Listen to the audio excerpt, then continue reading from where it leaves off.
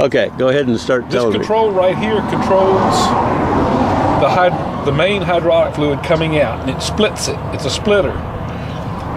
You engage this, it flows the split between the two hoses. Okay, and the two hoses go where?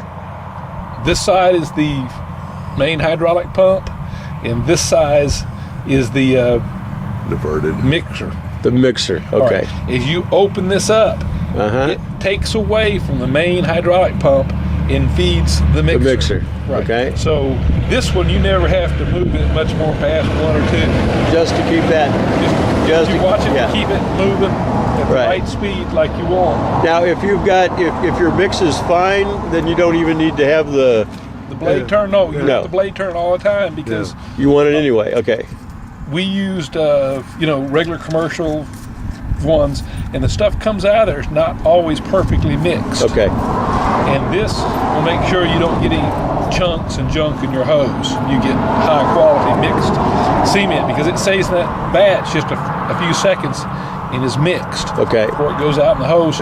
And you can also sit there and you can watch it. I think it works in a lot of different ways. And also sometimes those mixers don't add enough water to the mix. And this gives you time to go, oops, we got some dry stuff, stop it, add a little water to it. If you pick up a slug of dry cement, it goes halfway out your hose, it's in your hose. Right. Stopped. Okay. And that's one problem we had is where they would let their mix get too dry on us. And if you didn't catch it here, your hose caught it, and then you're stopped pulling hoses down, cleaning stuff out. So, and this runs your speed of your pump itself. Okay. And it usually operates right about a third of the way. Okay. And that just... And so when you want to stop pumping, you just bring that up. You can bring this back. Right. But the best thing to do, instead of bringing this back, this just is a flow of hose, flow to here. Okay. Now, if you want to stop it and start it, it's here. Okay, so that shuts that. That's basically a switch there. That's a switch. Okay. In the middle, all the fluid, adjusts it, and then that's the switch. Yes, this takes all the fluid which is coming through here, right, and sends it to this. Now, if you don't use it, the fluid bypasses everything, goes to the radiator and back. Okay. Okay. Now, if you sit here and stall the pump, that means the hydraulic fluid is having to go around everything, hit the pressure relief valve and around, which generates a lot of heat. Right. You're best to, when you're not using it, put it in neutral and let that fluid flow through. Right. Okay. Because anytime if you're not using it, you're creating heat.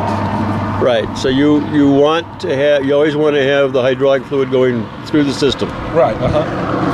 Okay. So show me again. What situation is bad? All right. Stall the pump back. Right. That means it has to come here. It has to hit the overpressure because it's got a pressure system. Right. It hits the pressure relief and then goes through. Okay. Well, it has to come up to a certain pressure before that happens. The relief. So you're generating pressure. Right. Heat. Anytime you're doing that. The best thing to do is just reach up, put it in neutral. That way all the fluid goes through here, flows through here, no restriction, right back. So it's not so show me neutral and drive. Neutral is right there. Okay. Drive is back here. Right. This is forward.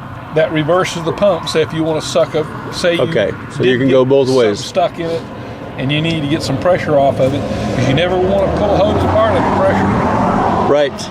So you want to reverse it. I learned that. Pull that pressure off that hose. Yes. Then come back. Perfect. That way, if you get something, that's another benefit of this pump. Right. Take the pressure off of it. Up here is a detent. This turns on and off your mixer. Okay. You just hit it like that, it turns itself off, and that engages it. Okay. It can also run backwards, can't it? I think we did the other day. What runs it backwards? Just like this. forward like that, but the backwards it's spring loaded. So okay, you gotta, in order to back it up, you gotta hold it. So right. if it got hung up, Sure, you can go push back it, there it'll to- back itself then- off and get out of it. Right. Okay. Because things got some. Okay, and then you've got this. This controls how much feeds to this baby, and then this baby turns it on On and off. and off. Okay. Forward and reverse. In this, it's the same thing. This controls the amount, and then this turns it on and off. Right. Okay. That's for the mount for the pump. This is the mount. Well, you can call it for the for the deal, but it bypasses everything which it doesn't use to there. So, because you don't want, if you put a restriction in your fluid, the thing's going to create heat. Right. A pump this size will create lots of heat. Yes. Now, obviously, when I got it from David South, it didn't look like this. No, this The is tank was about a third that size. well, no, this is a manly pump. Yeah. This- Yeah, I mean, This whole thing was plumbed in this size right here to start. Wow. That was, and we'd run for about 30 minutes to an hour, and the sun was so hot you couldn't hold the fittings and stuff. And Crazy. we had to have, So as you're running it, where do you want to check the temperature? main thing is just your temperature ought to run about 20% of the. If it's 100 degrees outside, this system's going to be about 120 degrees. Okay, so just they should be able to touch it and just Yeah, normally you should be able to touch it, okay. or not for very. It should be Because that's damn gonna be hot. one of the primary things the operator needs to do is be constantly checking that temperature, right? Oh, you'll know Yeah. it when it gets hot. Yeah. You're right here next to it, handling this stuff all the time, Right. and you'll know when shit gets too hot. And Okay, so that's your hydraulic tank. That's hydraulic. This is gasoline. That's gas. And tank's loose, and because when I put it up here, I drained everything out, poured some motor oil in it, Okay. and just left it. You'll notice it's full of Yeah. 30 weight motor oil because I didn't know how long to be setting up here, and a big tank like that, if you don't keep it 100% full, it'll wind up full of water. Right.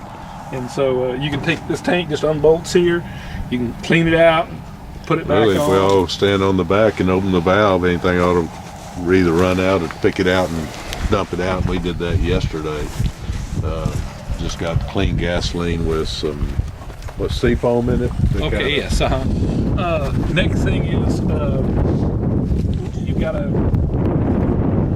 This is your throttle right here, and it doesn't take very much throttle, just a little bit over idle. And that's just, and that charges the hydraulics, which runs everything. That's plenty. That's all of. It's amazing. That's where this This is a nice size engine for what you're doing. Yeah, I mean, they put way too big engine on it. It didn't need nowhere near the size engine. They could have got by with a 4-cylinder. But